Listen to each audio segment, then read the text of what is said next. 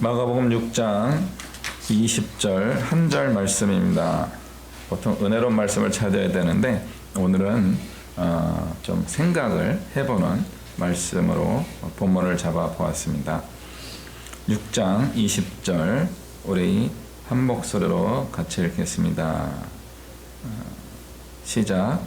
헤롯이 요한을 의롭고 거룩한 사람으로 알고 두려워하여 보호하며 또 그의 말을 들을 때에 크게 번민을 하면서도 달갑게 들음이러라. 아멘. 이 말씀만 보면요, 헤롯은 정말 큰 가능성을 가진 사람이었습니다. 오늘 말씀 제목은 이렇습니다. 성도의 시대입니다. 이제 다시 대한민국에 우리 성도의 시대가 오게 되기를 저는 간절히 소망하고 있습니다. 내일 연세대학교에서 연세신학대학원 동문회 제1회 학술제를 하게 되는데 내일 전하는 그 메시지의 주제가 바로 이것입니다. 성도의 시대에 관한 것입니다. 괜찮아요. 그럴 수 있어요. 크게 한번. 성도라고 하는 것은 영어로 saint예요. saint. 이게 saint가 중세를 거치면서 특정한 과거의 어떤 인물들만을 지칭한 용어로 변화되었습니다. 산타클로스 같이 산타클로스의 산타가 saint입니다. 성자라는 뜻이에요. 우리 발렌타인데이도 성 발렌티노의 날로 기념하는 날입니다. 왜 그때 서로 연인 간에 뭐 선물을 주고받는지 알 수는 없지만 산타클로스 크리스마스의 변형입니다. 왜 예수님이 아니고 산타가 선물 주러 그렇게 바쁘게 다니시는지 거기에 앞에 사용되는 단어가 saint, st.이라고 약자를 쓰고 있는데 성자라는 말로 번역을 했습니다. 성자라고 하는 말로 번역하면서 또는 성인, 거룩한 사람 이런 의미로 바꾸면서 특별한 몇 사람만을 지칭하는 용어로 변화되었습니다. 그러나 실제로는 이 성도, 세인트라고 하는 말은 예수 그리스도를 믿는 모든 사람 지칭하는 말입니다. 예수님을 믿는 사람은요, 저도 여러분도 세인트입니다. 그래서 그 미국의 유명한 재즈 음악가 중에 누구죠? 루이 암스트롱인가? 이 사람의 Marching of Saints라고 하는 그런 빰빠바밤 빰빠바밤 빠바바밤 빰빰빰빰 이런 노래 기억나시죠? 이게 한국어를 번역할 때 성자들의 행진으로 번역이 되어 있어요. Marching of Saints. 근데 그렇지 않아요. 이 사람의 음악은 제 생각으로는요, 제대로 이야기한 거예요. 올바른 기독교인들의 행진이에요. 흑인들의 인권운동을 하기 위한 기독교인들의 행진으로 보는 것이 맞을 수 있습니다. 그런데 그 말을 번역하다 보니까 한국말을 번역할 때 번역한 사람들이 세인트를 성자밖에 모르는 거예요. 그러니까 성자들의 행진이 되는 거예요. 성자들이 빰빰빰빰 이렇게 가는 거죠. 왜 성자들이 왜 그렇게 가요? 막 뭔가 거룩하게 빠바바밤 이렇게 가야 될 것 같은데 트럼펫으로 신나게 연주하는 그 음악인 거죠. 그럼 거기 세인트는 뭐예요? 성도들의 행진입니다. 예수 그리스도를 믿는 사람들이 예수 그리스도의 사랑을 가지고 사회를 변화시키기 위하여 마칭하는 거예요. 행진하는 거예요. 마치 군인들이 행군하듯이 예수 그리스도를 믿는 사람들이 행진한다라고 하는 노래의 제목이 그것입니다. 정말 그런 의도로 그 노래를 지었는지 정확하게 알기는 어렵지만 그 단어의 변화가 우리 한글로 올 때 성자라는 말로 번역되면서 오해의 여지를 많이 남기게 되었습니다. 다시 한번 말씀드립니다. 성도는 세인트고요. 영어로 세인트고요. 예수님을 믿는 우리가 모두 다 세인트입니다. 천국에 들어가서 요한계시록에서 하나님을 찬양하고 있는 무수한 세인트들이 존재해요. 그 사람들은 누구예요? 예수님을 구원받고 천국에 들어간 사람들입니다. 오늘 헤롯의 이야기를 들으면서 이러한 성도의 단계로 갈 뻔하다가 못 간 사람의 모습을 발견하게 됩니다. 헤롯이 지금 세례 요한의 말씀에 귀를 기울이고 있어요. 근데 이 장소가 어디인지 아세요? 헤롯 궁에 있는 감옥이에요. 자기 감옥에 세례 요한을 가둬두고 말씀을 듣고 있는 거죠. 아, 그럼 이런 의미 같죠? 나한테만 말씀을 꼭 전해줘 하고 가둬놓은 것 같아요. 그것일까요? 그렇지 않습니다. 세례 요한이 욕해가지고 가둬놓은 거예요.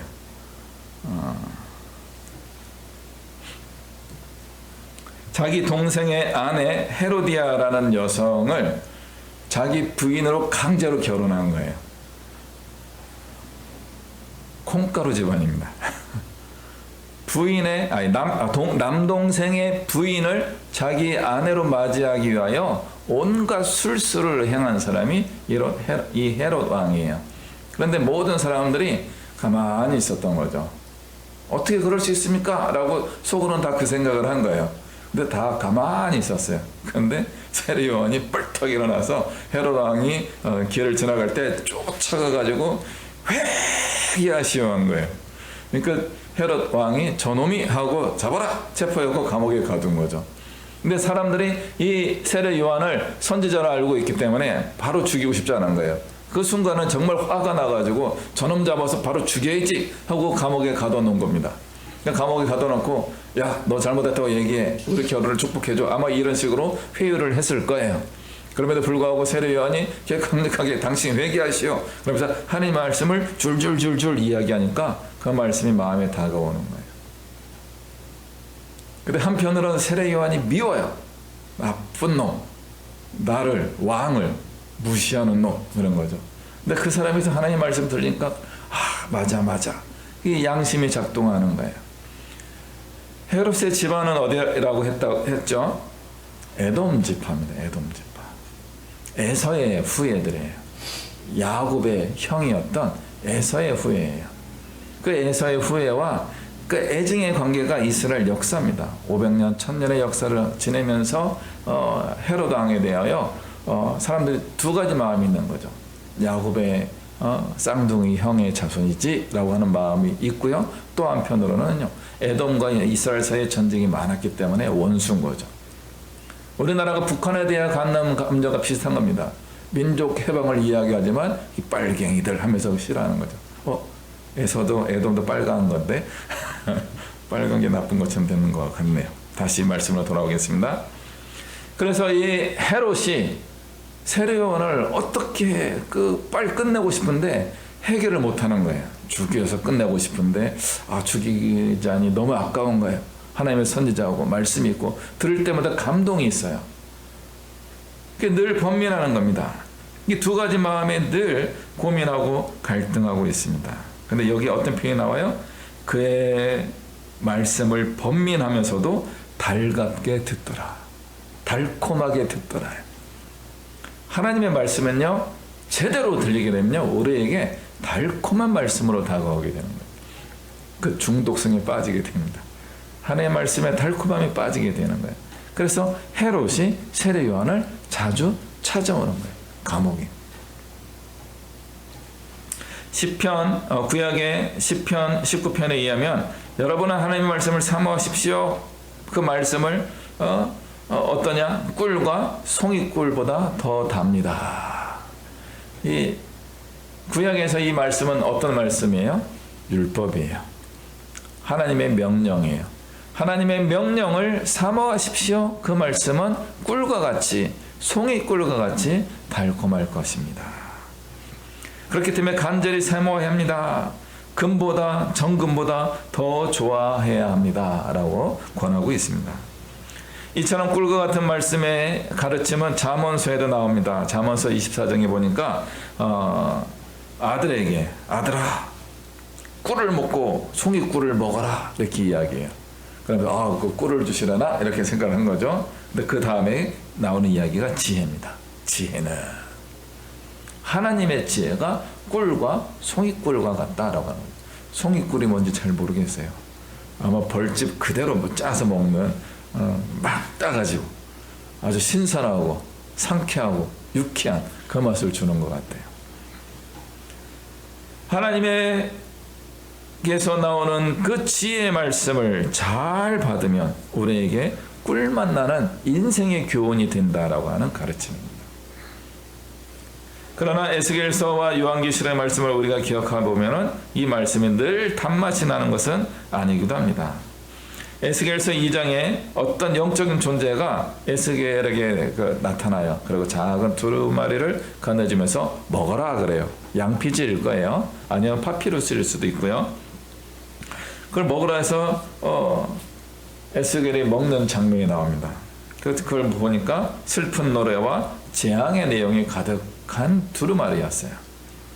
이것과 거의 닮은 상황으로 묘사한 것이 요한계시록 10장입니다. 천사가 사도 요한에게 나타나셔가지고 이 두루마리를, 작은 두루마리를 먹어라 라고 주십니다. 그러자 사도 요한이 이걸 세례 요한과 사도 요한 다릅니다. 예수님의 제자 요한이 그것을 받아서 먹어요.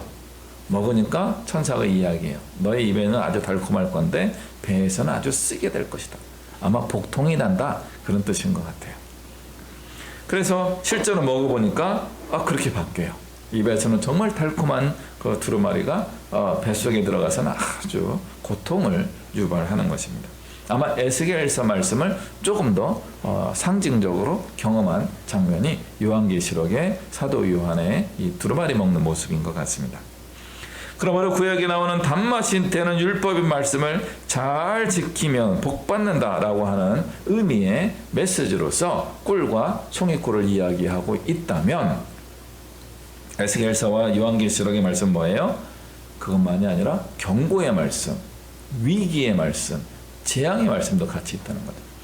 구약의 율법이 다 똑같이 그거예요. 첫 번째 조건이 너희가 율법을 잘 지키면 나가도 복을 받고 들어가도 복을 받을 것이다. 그러나 이 율법의 말씀을 제대로 지키지 않으면 나가도 벌을 받게 되고 들어와도 벌을 받게 될 것이다. 구약 성경의 메시지는 항상 이 두 가지 말씀이 같이 존재하고 있습니다. 복의 말씀과 재앙의 말씀이 같이 존재하고 있는 거죠. 우리 기독교 신앙에서도 이것에서 크게 벗어나지 않는다라고 저는 생각을 하게 됩니다. 예수님을 믿으면 복을 받습니다. 그러나 예수님을 잘 못 믿으면요, 안 믿으면 지옥 가요. 근데 믿는 사람들 중에 예수님을 잘 못 믿으면요, 재앙을 받는 게 아니고 하나님의 거룩한 훈련의 과정에 들어가게 됩니다. 우리를 깨끗하게 만드시는 그 과정을 들어가게 되는 겁니다. 루틴이에요. 저는 그게 수학을 그게 가장 어려운 것 중에 하나인데, 순서도의 마름모에서 판단, 오케이? 그러면 밑으로 내려가는데, 아니요? 그럼 다시 올라가서 또 뺑뺑이 돌을 몇 번씩 돌아요. 아니요? 할 때마다 한 번씩 1, 2, 3, 4 횟수가 늘어나면서 뺑뺑 돌아요. 그리고 이해가 되면 다음 단계 가서 결과로 넘어가게 됩니다. 이게 루틴이라는 거예요. 우리 기독교 신앙에서 꿀송이와 같은 메시지를 많이 전했습니다. 그게 필요한 시대가 있었어요. 그러나 성숙한 신앙인들에게는 어떤 메시지가 같이 가야 됩니까? 하나님의 야단치시는 그 메시지도 같이 가야 되는 겁니다. 하나님께서 우리를 훈련시키십니다. 연단시켜 주십니다. 우리를 깨끗하게 만들어 주십니다. 그래서 우리에게 고난을 허락하십니다. 고난은 유쾌하지 않습니다. 그러나 예수 그리스도 안에서 겪게 되는 고난은 심지어 내가 잘못해서 겪는 고난도 복으로 바뀔 수 있습니다. 우리가 고난을 통해서 복으로 변화되는 경험을 할 수 있는 핵심적인 원리는 하나입니다. 헤롯이 하지 않았던 그것을 하면 되는 것입니다. 헤롯이 하지 않았던 그것은 무엇입니까? 회개입니다. 헤롯은 회개하지 않았어요. 세례 요한이 지적하였던 그 문제를 자기의 문제로 인정하고 받아들이는 일을 하지 않았습니다. 헤로디아와의 결혼 생활에 대하여 이 문제를 공개하고 고백하고 회개하고 어떤 조치를 취하는 과정이 필요했는데 헤롯은 그 일을 하지 않아서 결과적으로는 그는 구원으로부터 멀어지게 되었습니다. 우리가 고난을 겪을 때 꼭 가져야 되는 단계가 바로 이것입니다. 회개입니다. 과연 내가 회개할 것이 무엇일까를 찾아내고 발견하고 그리고 그걸 진정으로 하나님 앞에 고백하고 예수 그리스도의 이름으로 용서를 구해야 됩니다. 그러면 하나님이 용서하십니다. 진심으로 회개하는 그 자녀의 기도를 주님께서 들으시고 용서해 주십니다. 그러나 헤롯은 그렇게 하지 못합니다. 두 가지 마음에서 이 세례요한에게 어떻게 그 해코지를 하고 싶은 마음도 있다가 이 선지자이기도 하고 귀한 말씀이 나오니까 아끼기도 하는 마음을 가지고 있어 결정을 못한 겁니다. 그런데 이 결정에 작용한 사람이 누구냐면 헤로디아예요. 헤로디아도 같이 화가 난 거죠. 자기가 잘못한 게 맞잖아요. 자기 남편을 버리고 그 남편의 형하고 지금 결혼 생활을 하고 있는 거예요. 이상한 거죠. 근데 아무도 그럼 자기에 대해서 뭐라고 얘기 안 하는데 세례 요한이 뭐라고 한 거죠. 그러니까 헤로디아가 헤롯과 똑같이 세례 요한을 미워하는 마음을 가졌어요. 근데 헤로디아에게 기회가 없었던 것은 무엇이에요? 세례 요한과 대화를 안 한 거예요. 하나님의 말씀으로부터 멀리 떨어져 있었어요. 그러다 보니까 악한 결정을 할 수 있게 되었습니다. 그 자기의 딸에게 춤을 추게 만들어서 헤롯의 어떤 인기가 올라가게 만듭니다. 그러자 헤롯이 야, 네가 해달라는 대로 다 해줄게. 그러니까 이 아이가 뭐 어떻게 할지 모르는 거예요. 엄마 어떻게 할까요? 그랬더니 세례 요한의 머리를 달라고 해라. 그게 저절로 돼요? 헤롯이 고민하다가 세례 요한을 처형해서 쟁반에다가 세례 요한의 머리를 담아서 줘요. 그 머리가 좋겠어요? 안 좋죠. 그런데 그런 악한 선택을 헤로디아가 하고 그걸 추진하였고 헤롯이 그걸 거절하지 못하고 할 수밖에 없는 그런 상태에 빠져 있었던 겁니다. 우리가 진정으로 회개하지 않으면 주변에서 나보다 더 악한 존재가 내가 파멸로 넘어갈 수밖에 없도록 밀어붙이게 되는 거예요. 그들과의 관계로부터 멀어지지 않으면, 그들과의 관계를 끊지 않으면 내가 그들에게 영향을 줄 것 같죠? 헤롯이 왕이니까 헤로디아에게 영향을 줄 것 같죠? 그렇지 않아요.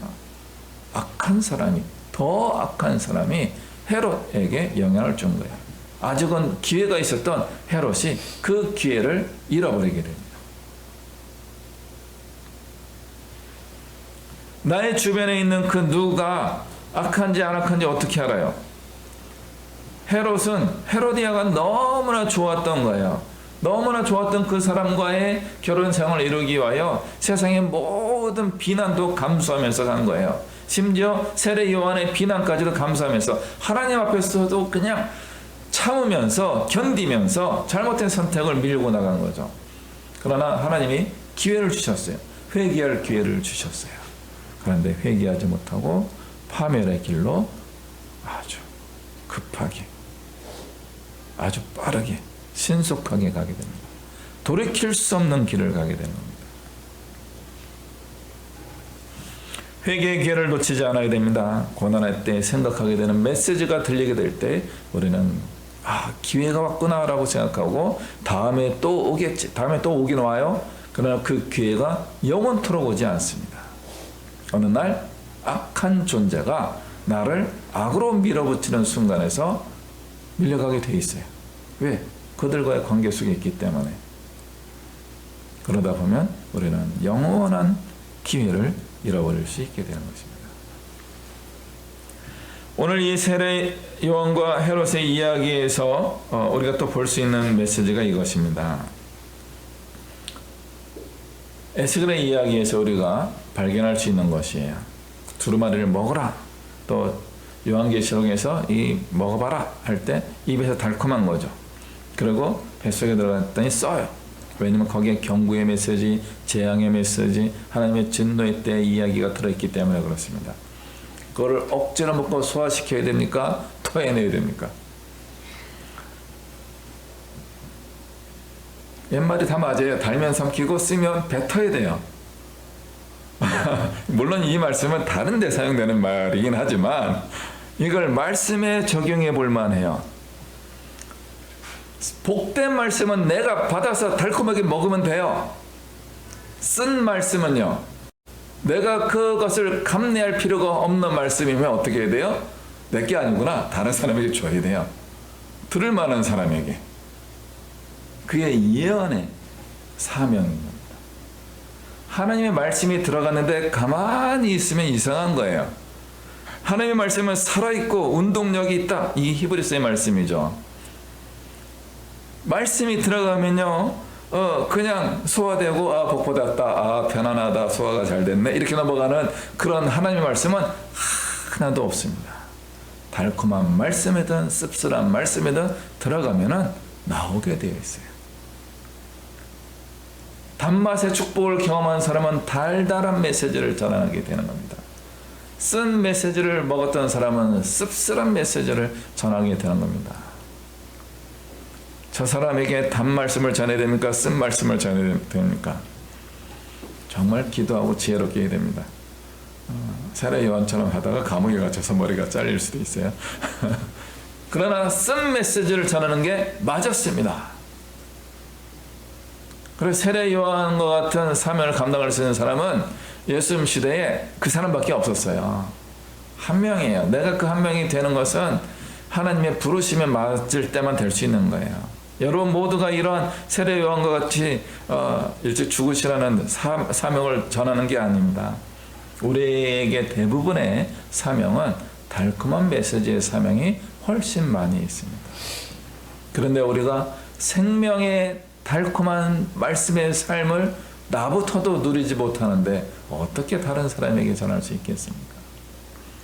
정말 하나님 말씀이 그런가 하고 그대로 지키는 삶을 살아봐야 되는데 그렇게 살지 않는데 어떻게 메시지를 전할 수 있겠습니까? 그게 바로 헤롯의 모습입니다. 감옥에 갇혀있던 세례 요한으로부터 계속 메시지가 들려오는 거죠. 매일 번민해요. 고민해요. 번민한다, 고민한다 그런 뜻이죠. 말씀이 좋은데 이대로 살아볼까 했더니 자기의 왕으로서의 품위와 지금 바꿔야 되는 모든 것들, 이런 것들이 너무나 많은 거예요. 아까운 게 너무 많아요. 그런 아까운 것 때문에 포기할 수 없어서 하나님의 말씀을 포기한 건 아닌데 딜레이 시킨 겁니다.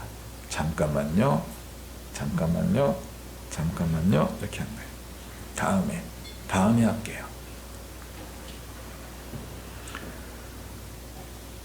그런데 세례 요한의 말씀을 들으면 들을수록 이 번민의 덩어리가 계속 커지는 거죠.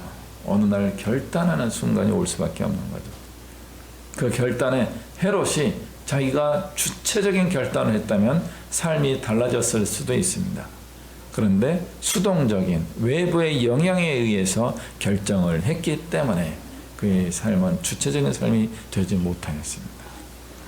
예레미야가 이런 놀라운 고백을 합니다. 내가 다시는 주의 이름으로 말씀을 선포하지 않겠다라고 각오와 다짐을 했음에도 불구하고 내 마음의 중심으로부터 불타오르네, 뜨거운 마음이 타올라서 내가 잠잠할 수 없습니다. 그 예언자의 사명이에요. 하나님이 주신 말씀이 내 안에서 부글부글 끓게 되면은 터져 나오게 되어 있어요. 그걸 눌러서 차갑게 식힐 수도 있습니다. 그러나 하나님의 사람은 그것을 입 밖으로 고백하며 선포하게 됩니다. 저는 옛날에 그게 굉장히 고민되었습니다. 왜 나는 다른 목사님들하고 생각이 좀 많이 다른 면이 있을까? 그래서 내가 틀렸나? 많은 고민을 많이 했어요. 고민을 하고 연구하고 기도하면서 오다 보니까 제가 맞았어요. 그게 오늘 말씀의 주제입니다. 성도예요, 성도. 예수 그리스도를 믿는 사람은 목회자와 평신도로 구분하는 것은 잘못된 구분인 거죠. 예수님을 믿는 사람은 저희 메시지가 계속 이겁니다. 목사님이나 평신도가 똑같이 성도가 되게 되는 거죠. 교회 안에는 성도와 아직 덜 성도와 아닌 성도들로 좀 구성되어 있습니다. 아직 과정 중에 있는 사람은 더욱더 성도로서의 거룩함을 추구하며 나가야 되는 거고요. 아직 예수 그리스도를 온전히 믿음을 갖지 못하는 사람들은 이제 구원의 과정을 통과해야 되는 겁니다. 그러면요, 성도의 높은 수준에 올라가게 되는 사람들은 어떤 사람들이 됩니까? 어떤 사람들이 된다가 아니고 어떤 삶을 살게 됩니까? 하나님의 말씀을 이야기하는 삶을 살게 되어 있어요.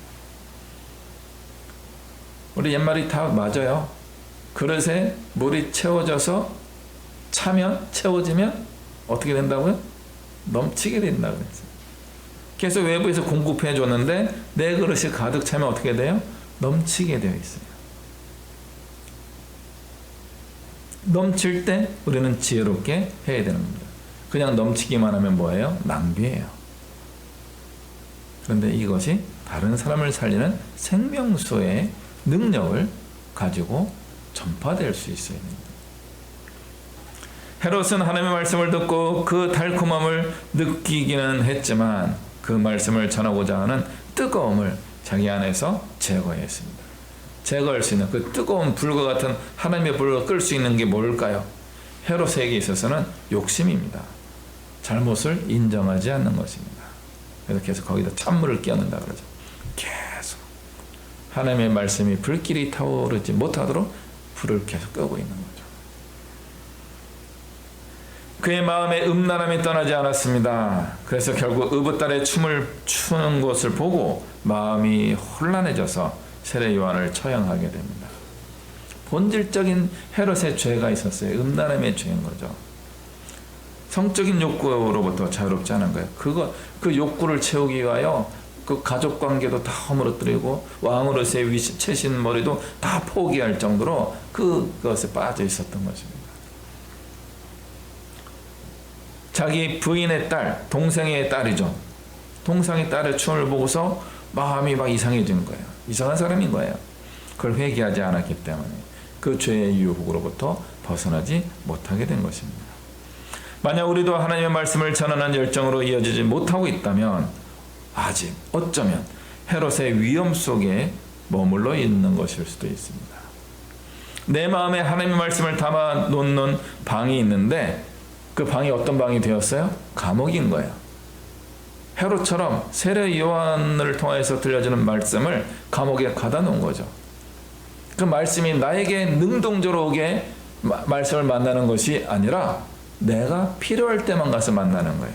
내가 힘들 때, 고통스러울 때, 좀 지칠 때, 위로받고 싶을 때 그 감옥에 찾아가서 세례 요한 말해봐. 오케이, 좋아, 나 됐네, 나 갈게.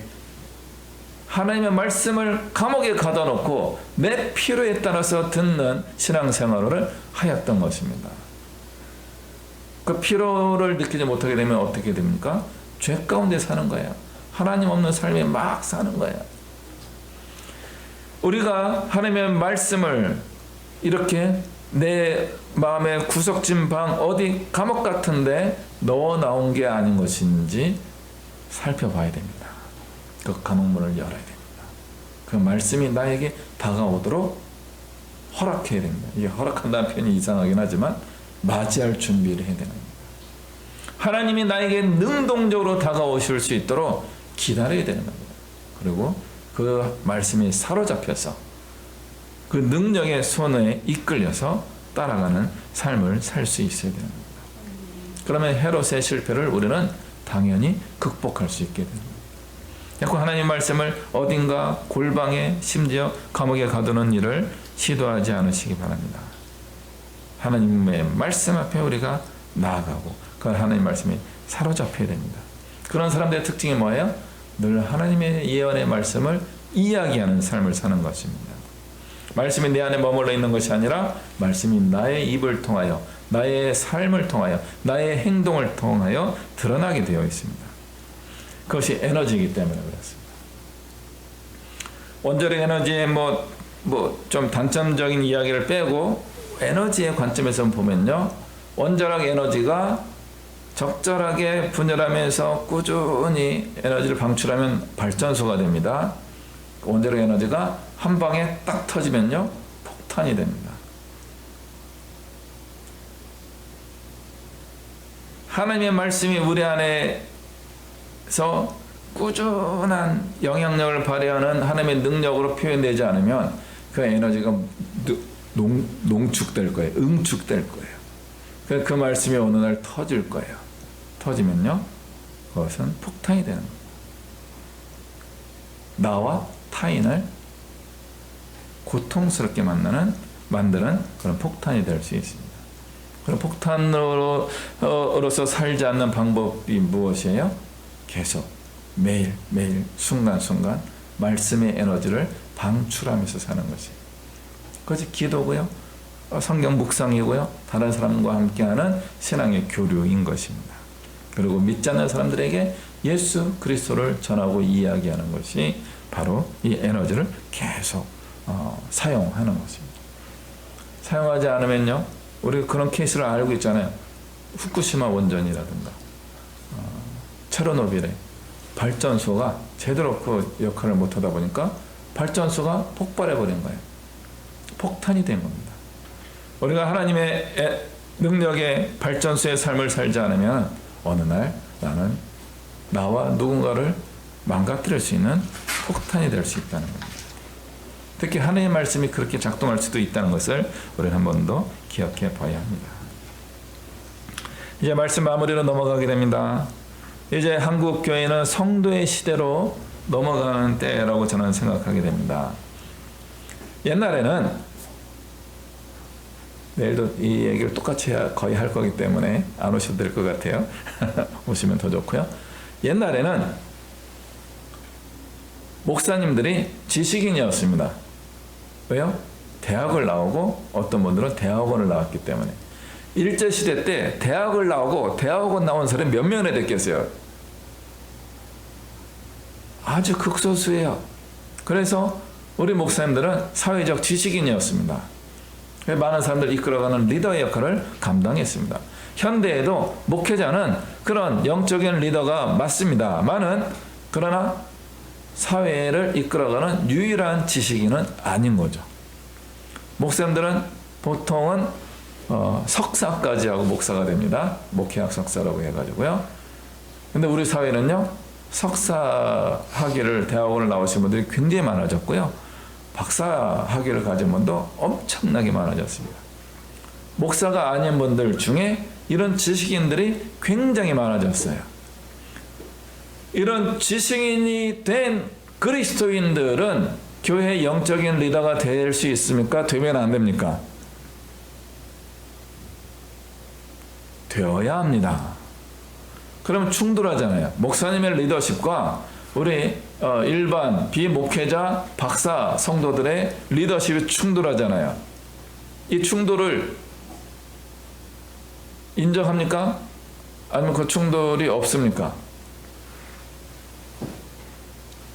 이것을 고민하는 시간이 제가 지난 20년간 목회와 신학과 계속 다양한 연구를 하면서 발견한 내용이 오늘 전하는 메시지입니다.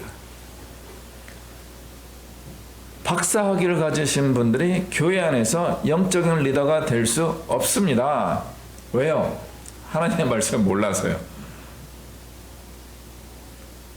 기독교 신앙은요, 예수님 이후로서 사도들과 초대교회와 중세를 거치면서 계속 종교개혁까지도 똑같은 과정을 거치게 되는데, 기독교 신앙의 중요한 신앙 활동이 무엇인지 아세요? 신학적 용어로 변증이라고 하는 거예요. 변증. 변증이 뭐예요? 처음 들어봐요. 예수 그리스도가 하나님의 아들이냐 하나님이냐 이것을 계속 따지고 고민하고 대화하는 것이 변증이에요. 과연 기독교에서 구원이란 무엇이냐? 구원에 대하여 이렇게 저렇게 계속 따지고 고민하는 것이 변증이에요. 기독교 신앙은 이 변증의 요소가 늘 함께 있었습니다. 그런데 이 변증의 훈련을 초대교회 직후부터 누가 가져가기 시작해요? 여러분은 잘 모르겠지만 교부가 가져가요. 교부가 뭐예요? 교회의 아버지예요. Fathers of Church예요. 그 초대교회 특히 AD 300년 경에 터키 지역에 있었던 서머나 지역, 빌라델비아 지역 이런 지역에 있었던 많은 신앙의 리더들이 교부였습니다. 이 교부의 전통이 이제 어디로 넘어가게 된 줄 아세요? 그들을 파더라고 불렀어요. 파더라고 부르다가 그걸 파파 또는 파파스라고 불렀어요. 파파스가 나중에 포프라는 말로 바뀌게 됩니다. 포프가 뭐예요? 처음 들어보죠? 교황이에요. 교황. 예수님을 처음 믿은 사람들은 누구였습니까? 베드로예요. 어부예요. 힘쓰면서 고기 잡던 그런 분이에요. 혁명당 사람이에요. 세리였어요. 이런 사람들이 예수님의 제자였던 거죠. 이분들이 예수 그리스도를 우리의 구세주로 고백하면서 오는데 예수님의 가르침과 자기가 기대가 좀 달라요. 그 예수님과의 변증 과정이 계속 있었어요. 예수님과 대화하면서 우리가 생각하는 예수님은 왕이신 예수님인데요. 그랬더니 아니다. 천국은 이렇고 저렇고 나를 믿는 자 아닌가? 하면서 돌아간 사람이 가룟 유다예요. 변증에 실패한 사람입니다. 나머지 11명의 제자들은 이 변증을 통과하면서 예수 그리스도를 나의 주, 나의 하나님, 나의 그리스도이십니다. 이런 고백을 하며 온전한 구원을 이루게 되는 거죠. 이 변증의 시대에서 이분들은 지금과 같은 신학 훈련을 받은 신학자와 목회자 수준이 아니었습니다. 그분들은 우리가 보통 이야기하는 평신도 수준이었어요. 평신도 수준에서 변증의 과정을 거치면서 교회의 리더가 되고 교회를 세우게 되고 늘 고민하며 우리 예수 그리스도를 증언하기 위하여 예언하기 위하여 전파하기 위하여 늘 새롭게 알아가는 그런 일을 시작하게 된 거죠. 그 일이 이제는 누구에게 집중된 거예요? 중세를 거치면서 교황과 추기경과 다양한 신부님들에게 집중된 거죠. 평신도로서 정말 하나님의 뜻을 고민하고 있었던 청년 루터가 신학을 공부하게 된 이유는 그 고민의 답을 해주는 분이 아무도 안 계셔가지고 그럼 내가 신학을 공부해서 답을 찾아야 되겠다라고 하면서 그래서 사제가 된 거예요. 그래서 그 중세 교회에서 가르침을 다 따라왔는데도 고뇌와 번뇌로부터 벗어날 수가 없었던 거죠. 그러다가 말씀에 깨달음을 얻고서 이래야 됩니다. 교회는 이래야 됩니다. 라고 썼던 것이 종교 개혁이 된 것입니다. 평신도의 수준에서 더 올라가려고 하는데 더 올라가기 위한 장치가 그 시대에 별로 없었던 거예요. 그래서 루터는 아버지가 반대했음에도 불구하고 사제의 길을 걷게 된 거예요. 평신도의 수준에서 계속 올라갈 수 있습니다. 그러면 우리는요 루터처럼 될 수 있는 거죠. 현대 한국교회에서 평신도에서 루터 수준까지 올라갈 수 있는 분이 몇 분이나 됩니까? 쉽지 않습니다. 성도의 시대가 와야 됩니다. 예수님을 믿는 우리 성도님들은 변증의 과정에 동참하셔야 됩니다. 목사님도 변증해야 되는 거예요. 그럼 현대의 변증은 뭐예요? 여러분이 석사학위, 박사학위 혹은 대학교 전공을 가지고 있는 공부와 우리 기독교 신앙을 서로 계속 대화를 시키는 게 변증이에요. 그 대화를 하는 과정에서 답을 찾아내는 것이 여러분이 교회 지도자로서 역할을 감당할 수 있게 해주는 것입니다. 그럼 이 대화에 우리 목회자도 들어가는 거고요. 평신도 전문가도 들어가야 되는 거죠. 그리고 우리가 함께 고민하는 과정 속에서 성도의 역할을 찾아낼 수 있게 되는 겁니다. 한국에는 이런 성도들이 더 많아져야 됩니다. 교회의 수준은 어디에서 정해질 수 있을까 많이 생각해 봤습니다. 높은 수준의 스승이 있는 교회가 훌륭한 교회일까요? 보편적으로는 그렇게 될 것 같습니다. 왜냐하면 좋은 목사님들이 있는 교회는 수준이 같이 쭉 올라가기 때문에 그렇습니다.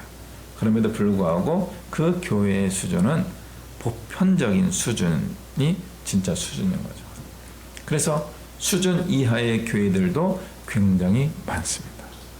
장로가 되고 집사가 되고 권사가 되고 심지어 목사가 됐는데도 불구하고 수준 이하의 그리스도인들이 굉장히 많이 있습니다. 예수님이 계셨기 때문에 우리의 신앙이 시작되었지만 제자들의 수준이 올라가야지만 교회가 완성되는 겁니다. 교회가 이루어질 수 있게 됩니다. 제자들의 수준이 올라가지 않았다면 더 오랜 시간이 걸렸을 것입니다. 어부였던 베드로가 교회의 지혜로운 장로가 될 수 있었습니다. 우리의 믿음이 계속 수준이 올라갈 수 있어야 됩니다. 교회에서 양의 역할을 하는 존재를 평신도라고 보통 보는데 저는 성도라고 이야기합니다. 생명을 낳고 그 생명을 양육하는 모든 과정에 어미 양이 참여를 하게 됩니다. 보통 목사님들을 목자라고 이야기합니다. 목자는 양을 낳을 수가 없어요. 교회의 성장과 발전은 양이 양을 낳아야 되는 겁니다. 목자가 양을 낳을 수가 없는 거죠. 그래서 목사님들이, 저도 마찬가지인데 전도를 잘 못해요. 목사님들이 양이 되어야 하겠구나라고 생각하는 겁니다. 평생에 목사님도 1명, 2명, 3명, 4명 전도하여서 예수님을 믿도록 하는 예언자의 사명을 감당할 수 있어야 되는 겁니다. 반대로 양의 역할을 많이 하던 성도님들은 목자의 수준으로 올라가야 되는 겁니다.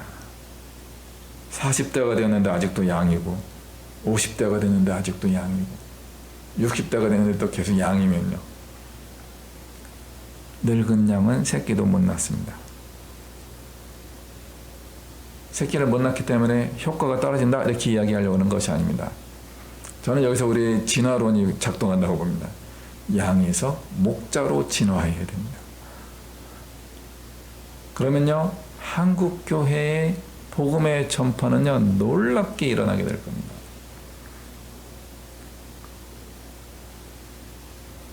양들이 목자가 되면요 수많은 목자가 등장하는 거죠. 그 수많은 양들이 존재하는 거고 그 양들이 또 양을 탄생시키게 되는 거죠. 한국교회의 부흥의 걸림돌은 목자를 제한했기 때문에 그렇습니다. 지금도 목사님들의 증가 속도가 평신도 교회의 성장 속도보다 빠르다고 이야기하기는 합니다. 그럼에도 불구하고 앞으로는 신학교들이 줄어들기 때문에 목회자의 부족 현상이 나타날 것입니다. 그러면 이제 한국교회는 퇴보할 것이 분명해요. 그럼에도 불구하고 저는 부흥의 때가 오고 있다고 확신합니다. 그것은요 우리 양이었던 우리 신앙의 어른들이 목자로서, 이렇게 표현이 좀 이상하지만 진화해야 되는 겁니다. 그렇게 될 때 생계형 목회가 아니라 하나님 주신 말씀을 그대로 받아서 행하는 목자들이 등장하게 될 때 한국교회는 놀라운 부흥과 발전을 다시 한번 경험하게 될 것이다 라고 저는 확신합니다.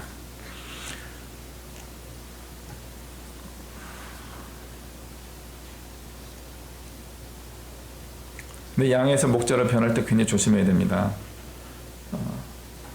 성경훈련, 말씀훈련과 신학훈련이 같이 가야 되는 거예요. 성경훈련과 신학훈련을 하지 않은 평신도들이 이단을 많이 만드셨습니다. 일제시대부터 이단을 많이 만드신 분들이 주로 하나는 목회자 출신들이 있는데 목회자 출신보다는 평신도 출신들이 굉장히 많아요.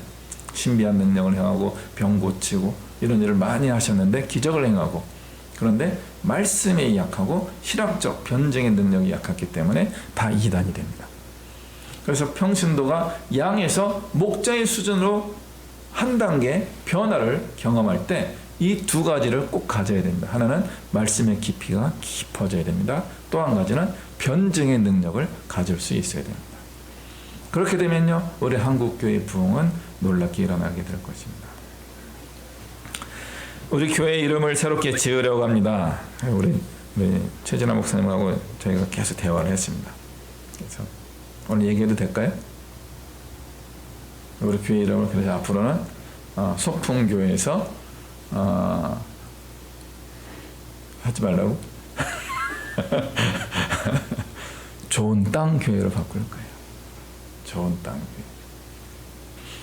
농부가 나가서 씨를 딱 뿌렸을 때 가시밭에, 돌짝밭에, 길바닥에 떨어지게 되면은 그냥 열매를 맺지 못하지만 좋은 땅에 뿌려진 씨앗은 30배, 60배, 100배의 열매를 맺게 됩니다.